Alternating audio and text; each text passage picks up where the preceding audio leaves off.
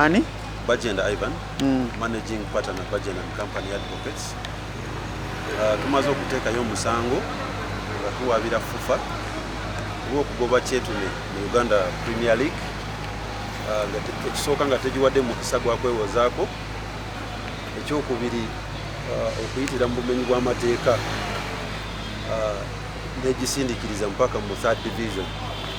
So kooti zino zateekebwawo nti bwe biba bitabusa awantu wonna ng'engeri FUFA gyeganye okuwuliriza ensonga za Kyetume egezezaako ne mukulu Magogo emutuukiridde nemuwandiikira ebbaluwa, naye wenjogerera liigi egenda kutandika Kyetume tebanaba kugiddamu, wabula Kyetume bagiwa amabaluwa kumukumu agagigobera ddala, tegagiteeka na mu big league wabula kugitwalira ddala wansi. So tugambye nti eggwanga lino lina amateeka galifuga. Lwaki Kyetume etuuka ku kino ebonaabona nga kooti weeziri? So tutaddeyo omusango, tuvunaana FUFA, tuvunaana president wa FUFA Mwami Magogo, tuvunaana deputy CEO koza amabaluwa gonna yabadde agawandiika. Katulinde kooti kye naasalawo tujja kuba tubategeeza. Tumanyi kino omupiira gulina amateeka gaagwo agagufuka era nga gayita mu National Council of Sports. Kino okugira omupiira ne mukuteeka mu kooti y'abantu olaba kinegenda kuyamba ttiimu ya Kyetume? Ejja kuyamba kubanga kati tugezezaako nga bwe nkubuulidde bagoba Kyetume n'ekola apiiri mu FUFA. FUFA teyayita Kyetume gye yeewozeeko, ate kati awo FUFA bweba ekoze bwetyo naye bemmenya etteeka, ate tetusobola kubanga tugigondera ate nayo ng'emenya tteeka. Tulina okujja mu high court esooke emenyewo bye yateekako. Kooti bweba etugambye tuddeyo nga tufolowinga amateeka, ffe tuli beeteefuteefu tuddayo mu layini, naye wano tugamba tetujja kugoberera FUFA kyekola nga naye emenya amateeka, kozi FUFA naye eri wansi wa constitution y'eggwanga n'amateeka gafuga eggwanga lino. Kituufu, era waliwo amabaluwa mangi mujja kuba mugalaba tugataddeyo mu kooti.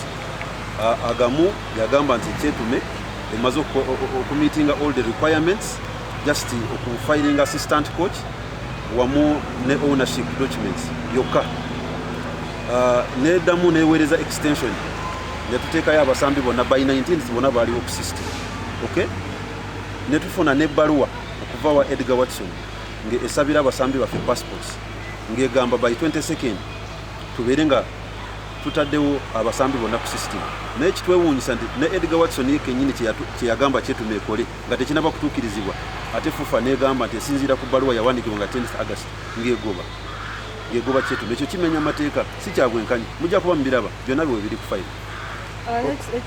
To file a matter against FUFA for treating Kyetume FC unfairly. Kyetume has been kicked out of the Uganda Premier League without being heard. Kyetume is a company limited by guarantee. Is a company limited. It is a football club which has all the rights like any other club. As we speak, it has been chased. Can I say chased? It has been sent away from Uganda Premier League unfairly, without being heard, without being given a right of fair hearing. That's why we are here to challenge that decision. But as I said, we are alive to the fact that courts should be the last resort for clubs to go against FUFA. But here we are in court because FUFA itself does not have good hands. Okay, he who comes to equity must come with clean hands. FUFA disqualified Kyetume unfairly. It never gave it a right of fair hearing. Kyetume has not been able to defend itself. It made an appeal. Instead of calling Kyetume to come and defend itself, it was given a letter that the appeal has been dismissed without even being heard. So that's why we are here, to have all those decisions of FUFA quashed, set aside, and we be heard on merit. Okay.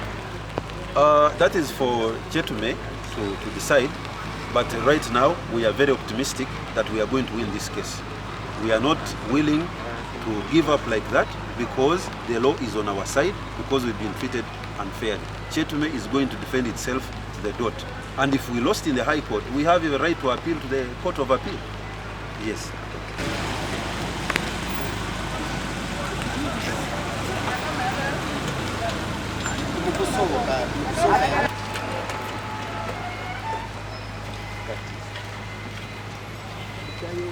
ground for Kyetume going to court is that the window period for buying and selling of players is still ongoing. Okay? It is closing on the 22nd of August, September this month, 20th September. Therefore, when you say that Kyetume has not uploaded the players on the system, it is still buying, it is still selling.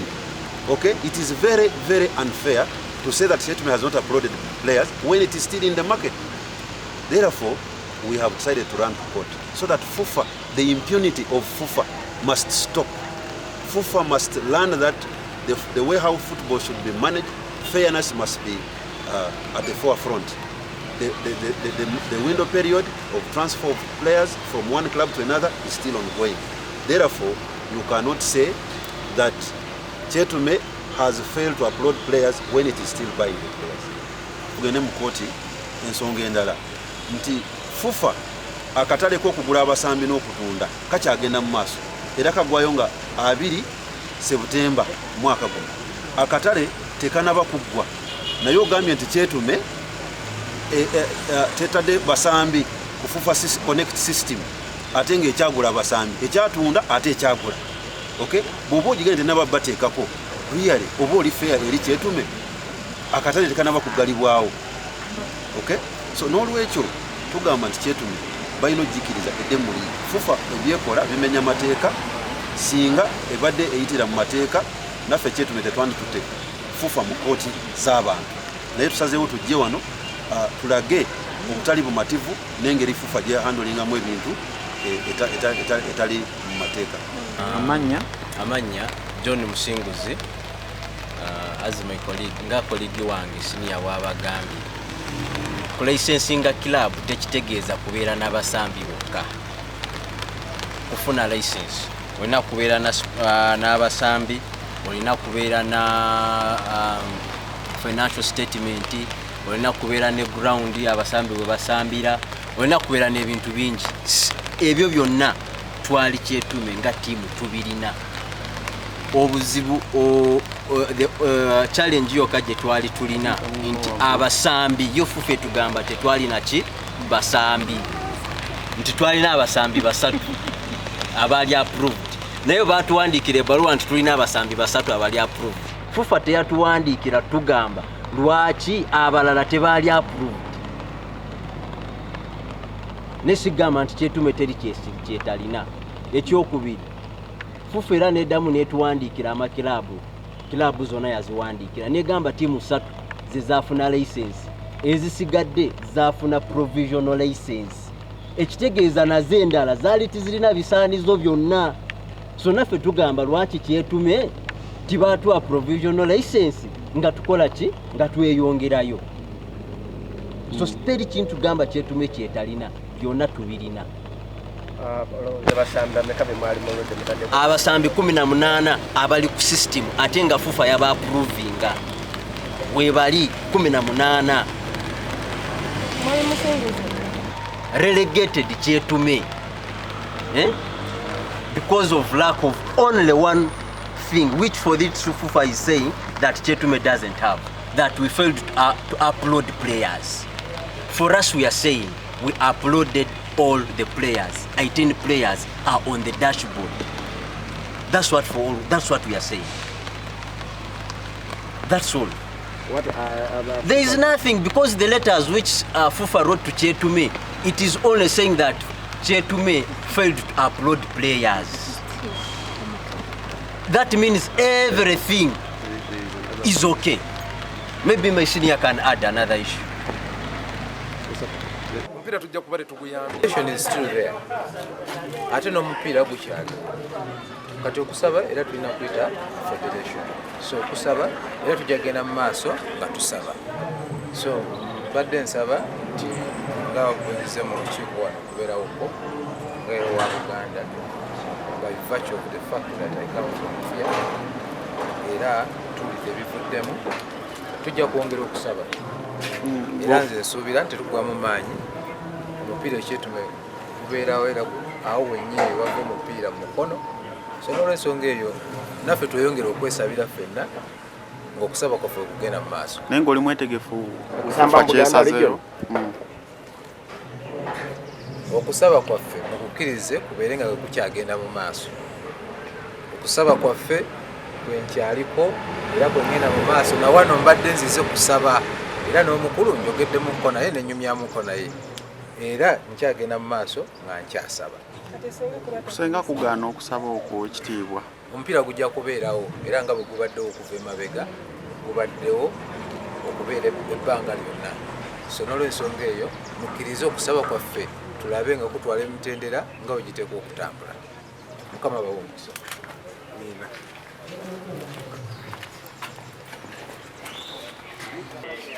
balina okukikomya kubanga ensonga eno si ya president wa mpira engini ya Magogo nti mwami Magogo alemedde okukola kino oba ttiimu akigobye si yange nga mulindwa akulira club licensing.